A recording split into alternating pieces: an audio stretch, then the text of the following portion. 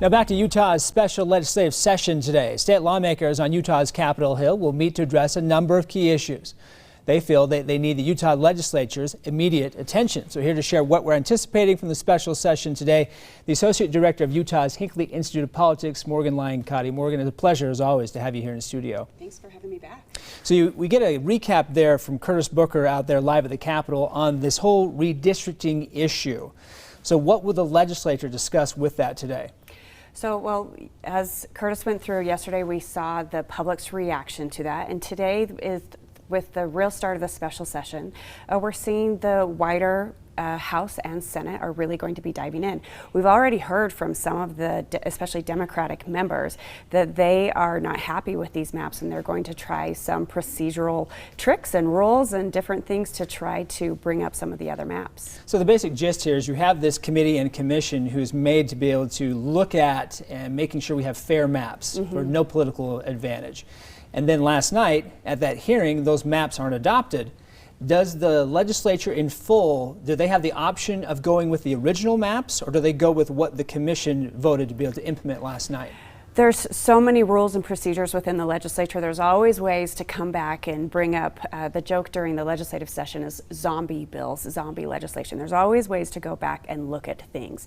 With the trajectory of how things are going, it does look like it will be the committee's maps that will be the focus, and that the independent redistricting commission's maps likely won't be brought up for a full vote. What do you think the political fallout will be from that? Because that was a voter-elected commission created to create these non-biased maps, and then the committee went completely against that.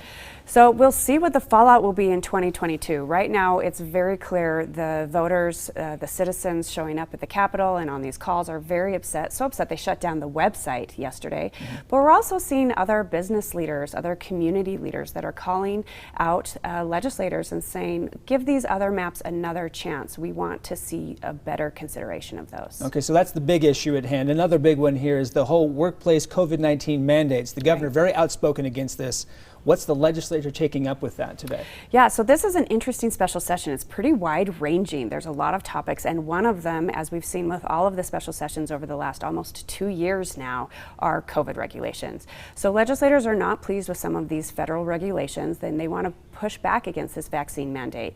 So we're seeing the state get involved with lawsuits. We'll see legislators show their support for that, and then other considerations trying to find workarounds for employees who choose not to get the vaccine.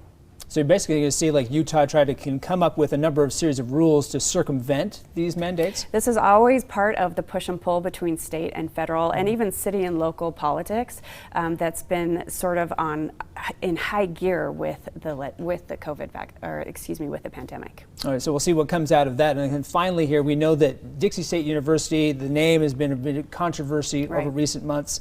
I know that this is on the table today. Are they actually going to vote to change the name? It does look like they will be voting during the special session. It's been through the entire process, through the State Board of Education, through trying to figure out what the right name should be, and now it's up to the legislature to approve that name of Utah Tech. What's on the table?